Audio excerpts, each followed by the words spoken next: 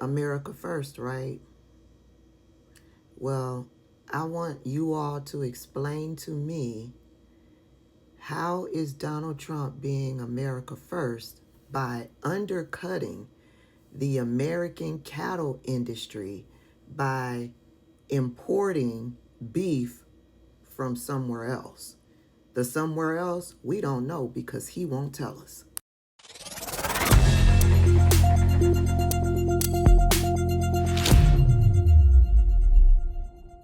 Hey everybody, welcome back to the channel. I am your host, Tabitha. If you've come across this video and are not subscribed to the channel, go ahead and click that subscribe button. I'd be happy to have you. Yes, Donald Trump is undercutting the American beef industry by importing beef from God knows where. We don't know because he won't tell us. Now, we know that in the past he talked about a deal with Argentina with importing Argentinian beef into this country, but we don't know if this is that. The president ramping up rhetoric on global tariffs today. President Trump has imposed a midnight deadline on a key trading partner to lock in a final deal by tonight. Our D.C. Bureau Chief Ben Kennedy live in Washington with more. Ben. And Calvin goes away to see how that deal plays out. The White House is making a move today to lower the price of beef.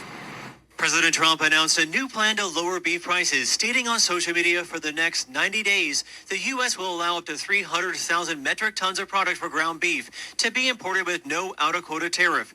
Adding, we have commitment that this beef will be sold at 25% below current market prices. This summer, the cost of beef hit record highs amid a drop in the number of U.S. livestock. As the National Cattlemen's Beef Association weighed in, sharing, NCBA is disappointed by the president's statement. While America's cattle producers share the goal of keeping groceries affordable for consumers, flooding the market with government-subsidized below-market beef is not the way to rebuild the American cattle herd. It comes as the commander-in-chief is also trying to reach new trade terms with Canada. Very major tariffs were going on to Canada today. We delayed it for 3 days. That was Wednesday, and 2 days have passed and still no agreement. With the deadline looming at midnight, or Canada could face 50% tariffs on $20 billion worth of goods, as President Trump also hinted at the revival of the Keystone XL pipeline, a project that could bring oil from Canada to U.S. refineries. Negotiations are now underway here in D.C. between the U.S. and Canada trade reps. Still no agreement, but they do have a few more hours before President Trump's deadline. He's doing all of this to try to lower the cost of beef in this country, right? Never mind the fact that everything is expensive, but he's focused on trying to lower beef in this country. And he's undercutting the American beef industry and allowing other countries to profit off of the American taxpayer. The full statement from the NCBA, which is the National Cattlemen's Beef Association, reads, quote, NCBA is disappointed by the president's statement. While America's cattle producers share the goal of keeping groceries affordable for consumers, flooding the market with government-subsidized below-market beef is not the way to rebuild the American cattle herd. Cattle markets have already turned sharply lower this morning to the detriment of farmers and ranchers. This is a critical time of year for cattle producers as we approach the season where they are making decisions regarding their herds. Cattle farmers and ranchers are responding to strong market signals and historically high demand, and we are already working to rebuild after years of ongoing drought, high input costs, and other challenges that have reduced the U.S. cattle numbers. Today's announcement and other market interventions throw cold water on the prospect of herd expansion and sacrifices long-term stability for short-term messaging. End quote. My, what a pickle we are in. Now, I don't feel sorry for the people in the cattle industry, because who did they vote for? They voted for Donald Trump, right? Play stupid games, win stupid prizes. Elections have consequences. And here is the cattle industry's stupid prize. Here is their consequence. What I found most interesting in regards to Donald Trump's announcement, and I'll play the video of his announcement in a minute, but when I was reading the New York Times, the first three paragraphs pretty much give you everything that's going on. And in that third paragraph, it says the president provided almost no details about how his plan would work, but the news seemed to surprise and anger ranchers. He did not say which countries the beef would come from, where it would be sold, or how it would be discounted by 25%. Where is the beef coming from?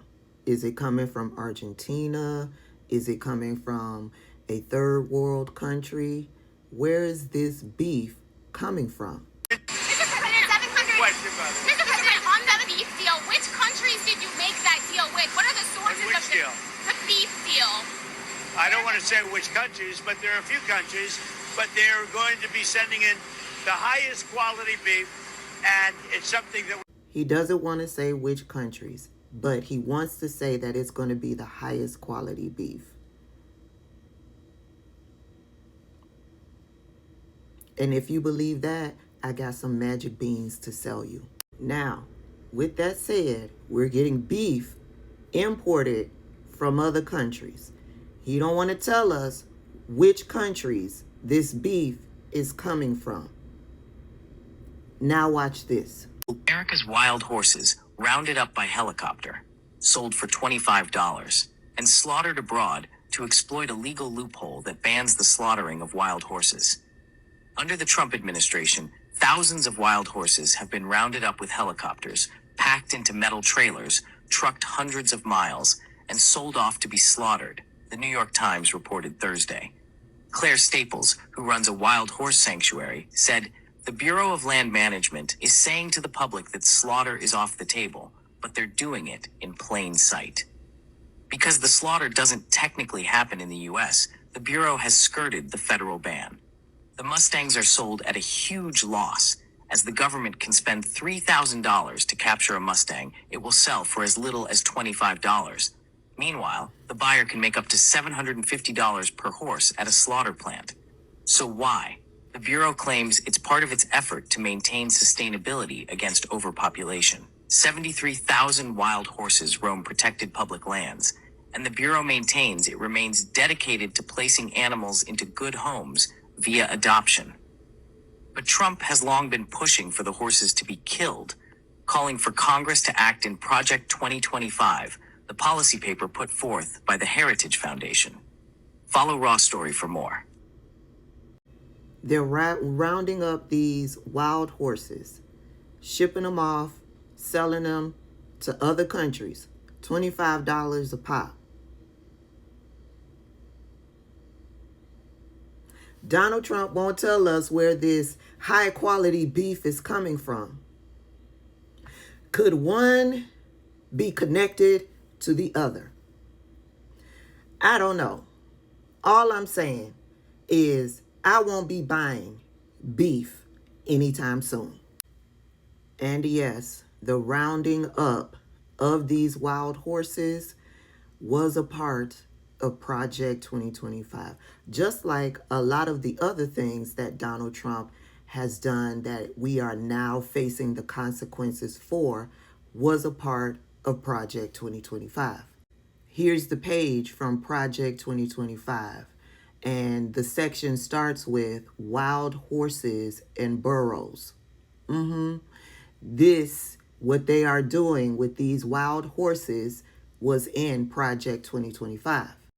Just like all of these food recalls can be connected to Project 2025. If you don't know, here's a list of all of the foods that have been recalled up until a certain point. There's page 1, here's page 2, and here's page 3. Now, like I said, that's up to a certain point. There are other foods that have been recalled since that list was put out. I mean, Project 2025 doesn't specifically say that we are going to make food unsafe, right? That's not what Project 2025 says. What Project 2025 says, and what Republican politicians were constantly touting, was deregulation. Make government smaller. Government is too big, right? And so what did Elon Musk do? When Donald Trump won the presidency and he got busy with Doge, he started firing all of the people inside the United States government, the FDA. Who works for the FDA that helps to keep our food safe? That would be inspectors, scientists, laboratory workers, investigators, researchers, people who trace outbreaks, people who inspect the different facilities that mass produce our food, right?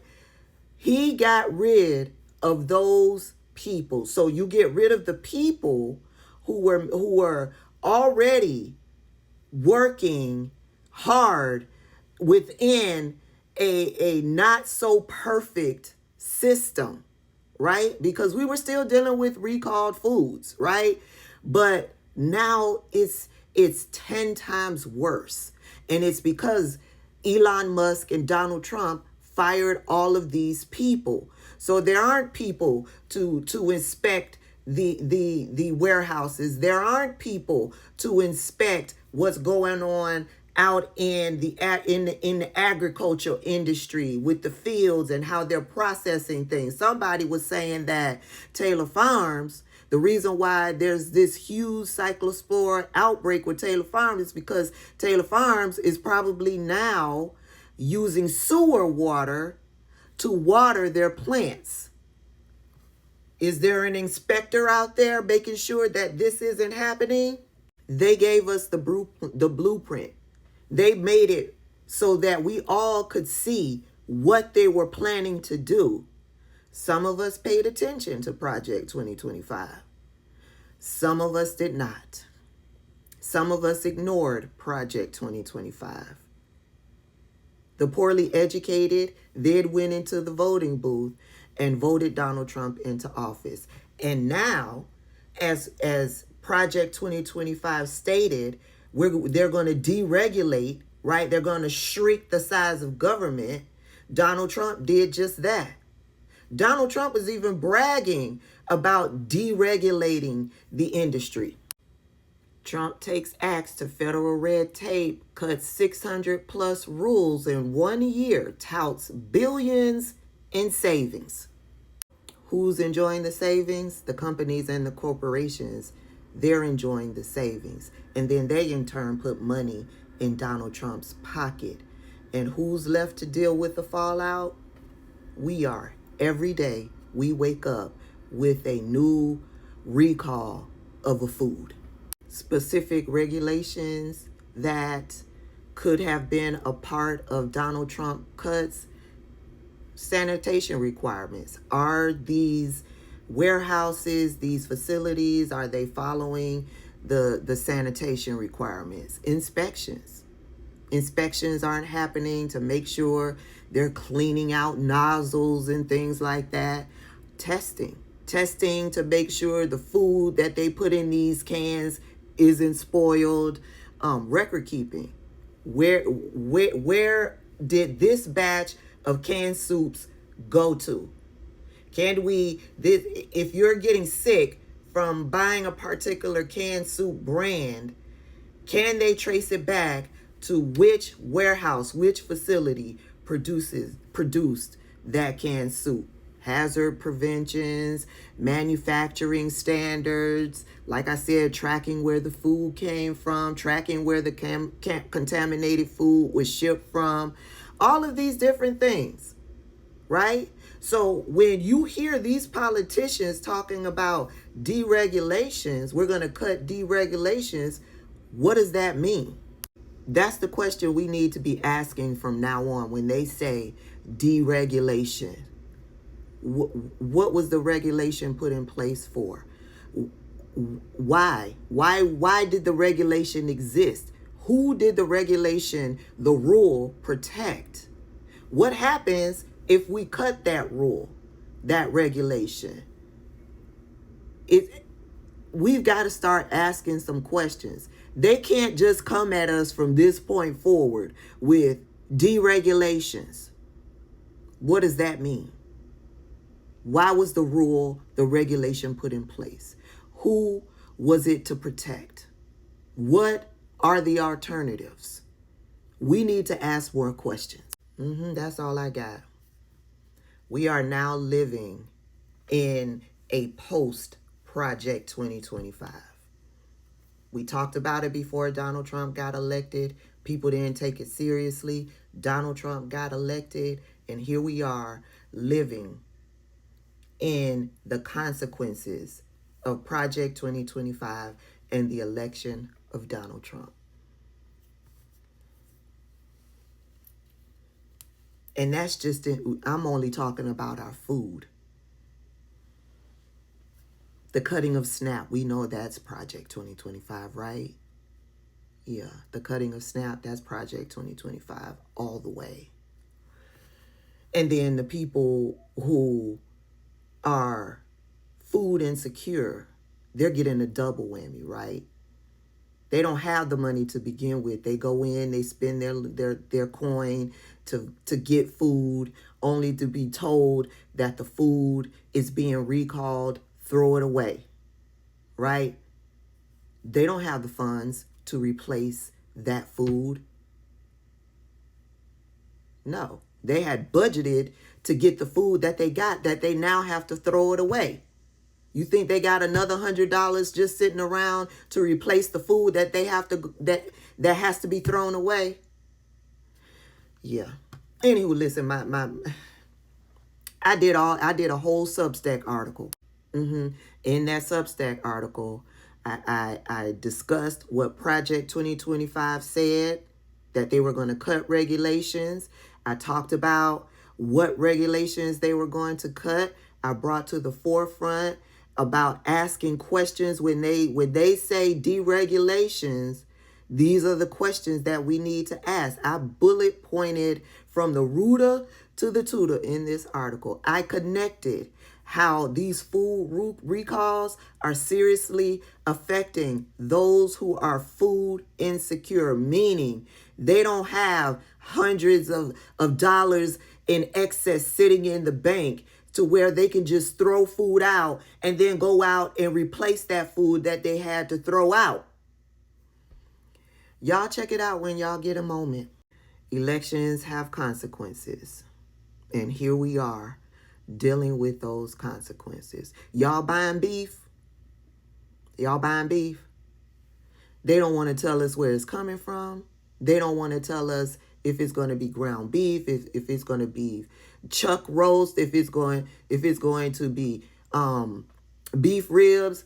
That article said nothing about what type of cuts is this beef.